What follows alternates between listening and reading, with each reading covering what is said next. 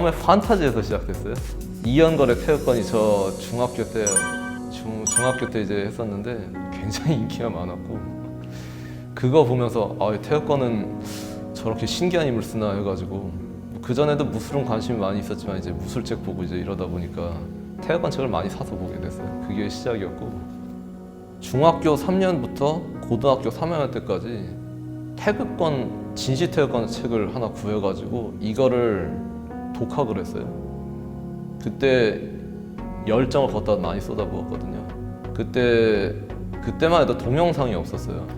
그러니까 연속 사진으로 이렇게 돼 있었는데 사진이 총 1000 몇 장이 넘더라고요. 근데 이 사람 쓰는 말이 이걸 다 시연하는데 6분이 걸린다 해가지고 이걸 사진 개수를 이제 6분을 초 단위로 3600초로 나눠가지고 초당 이게 이 사진 3장이 몇 초 걸린다 이걸 계산해가지고 그걸 4년 동안 독학을 했어요.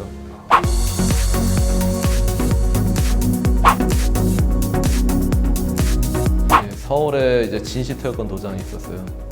거기서 이제 오래 배웠는데 그 도장에서 중국 선생님하고 연결할 기회가 돼가지고 진가고의 명인들을 좀 만날 기회가 됐어요. 정통으로 전승되는 지도자를 좀 만나야 됐어요. 그래가지고 그 진가고 태극권이 지금 제 뿌리가 됐어요. 중국에서 찾아가기도 하고요. 2번 정도는 오시기도 했어요. 추수를 이제 처음 시합에 나간 거는 좀 굉장히 늦게 참가를 했어요.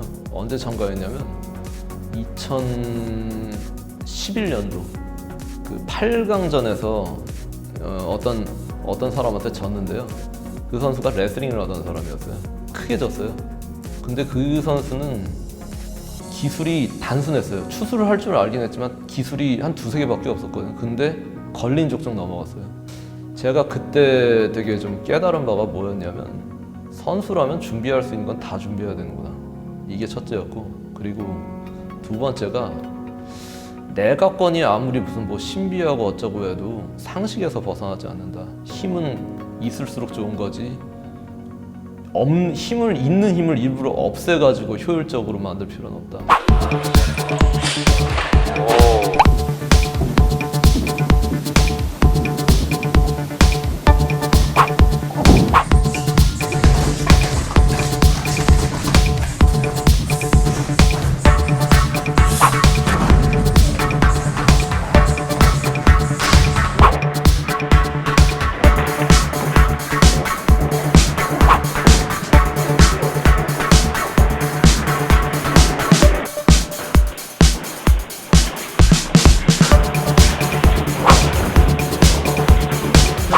격투기 연구회 도장도 다니고 또 산타 시합도 나갔어요.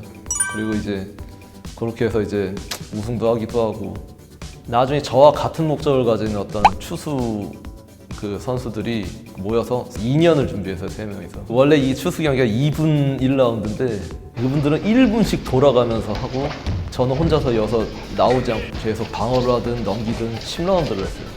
실제 시합은 2분이지만 더 길다고 생각하고 이런 식으로 했거든요. 태극권적인 추수 시합이라 해도 나중에는 테이크다운이거든요, 결국. 그래서 피지컬이 중요해요. 산동성에서 이제 국제대회를 했거든요. 근데 준결승전 때 우승 후보를 만났어요. 중국 전역에서 10번 10회 이상 우승한 그런 유망주였어요. 젊은 친구였는데 이 친구랑 준결승에 붙게 됐어요. 1라운드 때 처음에 밀다 이겼거든요, 1라운드를.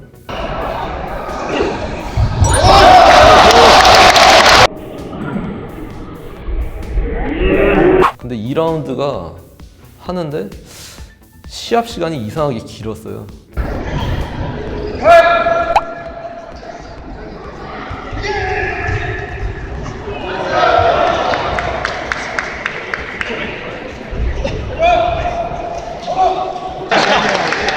둘 다 지쳤는데 이쪽에서 기권을 했거든요.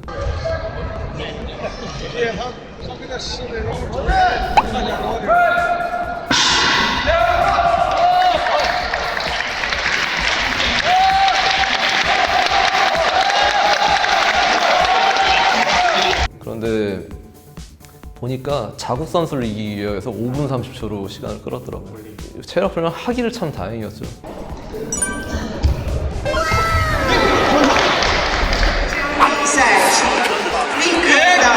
戏子区体育会太极拳。 시합에 나가면서 나도 모르게 배운 게 있어가지고 굉장히 저한테는 유익해지더라고요. 어떤 우승과 상관없이 시합 나가는 것 자체가 굉장히 공부가 되더라고요. 네, 안녕하세요. 네, 처음 뵙겠습니다. 박상원 원장입니다. 다리 하나 잡히면서 다시 롤링으로 가지고 있습니다. 어려워 보여도 간단합니다. 산타 하셨잖아요. 이건 산타랑 규칙이 좀 비슷한 게 있어요. 첫째, 레드 밖으로 떨어지면 2점이에요. 2점이고 레드 밖으로 떨어뜨렸는데 이 사람이 이 떨어지기 전에 저를 물귀신처럼 붙잡고 늘어지면 먼저 떨어진 사람 1점, 동시에 떨어지면 무득점 이렇게 되고요. 넘어져도 이 사람만 넘어지고 저는 딱 서 있으면 2점, 넘어진 다음에 뒤따라서 넘어지거나 손을 땅에 짚거나 이제 그러면 1점. 이렇게 해서 2분 동안 합산한 점수로 우승자를 결정해요. 타격은 일절 안 돼요. 단 이거는 돼요.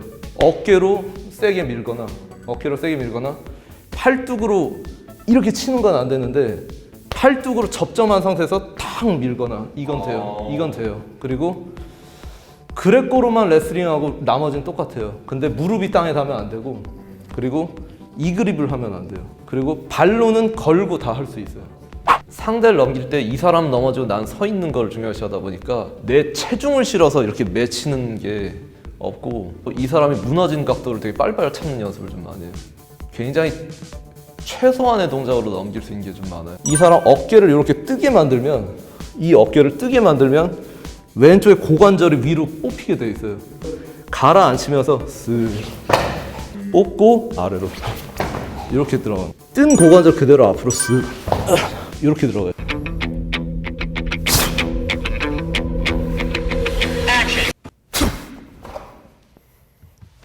뭐냐면 그 추수 기술 중에 슬타라는 게 있어요. 끼어 잡은 상태에서 이쪽으로 사람을 몸을 기울이면 이 사람이 반대로 오려는 그 성질이 있거든요. 기울일 땐 좀 부드럽게 하고 칠 때 보통 힘을 쓰다 보니까 쓱 참면서 숨을 내쉬게 돼요. 근데 저는 비기가 뭐냐면 기울일 때 핫 하고 기압을 내면서 강명하게 압박감을 칵 주면은 이 사람이 이거를 공격인 줄 알고 저한테 기대게 되거든요. 그 다음에 이걸 할 때 가볍게 툭 건드리면 속아 넘어가는 영화 같습니다. 페이크를 굉장히 적극적으로 한 거죠. 그러니까 손싸움을 하든 뭘 하든. 지금 바로 움직여도 되나요? 아 되죠. 그럼요. 이렇게 움직여도 되죠.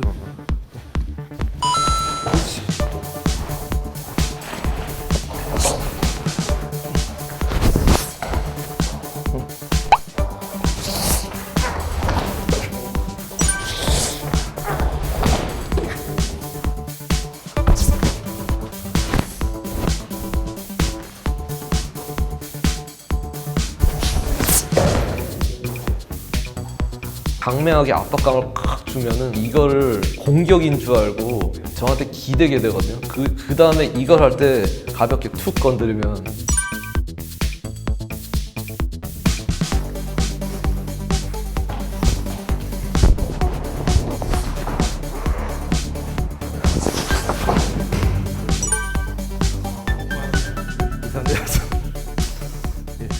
일단 중심이 너무 좋으시고요.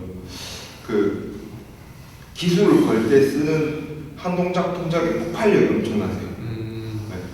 제가 손을 발밑으로 못 가져가니까 그런 거에 대해서 불편함. 하던 걸 안 하고. 예. 뭐 그런 적인 요소라든가. 근데 아마도 제가 앵간하게 기술을 썼어도 안 넘어가셨을 것 같아요. 중심이 너무 워낙 좋으셔가지고. 원래 제 꿈은요 한의사가 되고 싶었어요.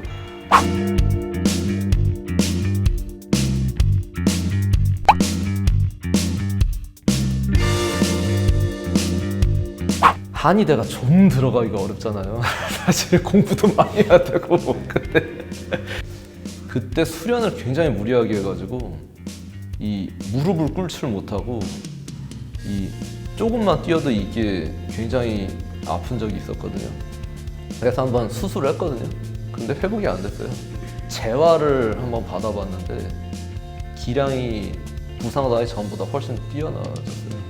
그래가지고 여기에 전 매력을 좀 느껴서 아 이게 황비용 같은 삶을 사는 데 있어서 꼭 한의대를 갈 필요는 없을지도 모르겠다.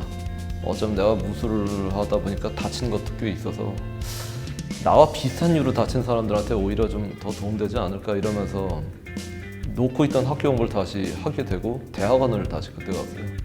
현재 이제 물리치료사 일을 하게 되는데 제 좌우명이 그래서 치무양도예요.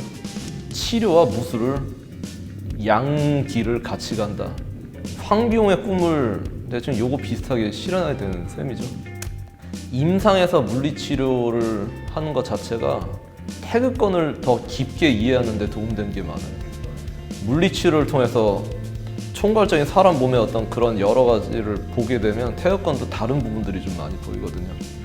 그러다 보니까 태극권을 좀 맞춤형으로 지도할 수 있는 부분도 있고요.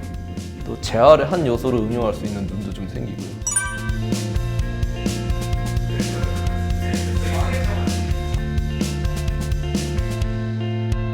저 같은 경우는 예전에 축구하다가 전방 십자인대 오른쪽을 다친 적이 있거든요. 그래가지고 이제 수술 받았는데 수술 끝나고 계속 오른쪽 다리에 체중 실리는 느낌이 조금 이상했었어요.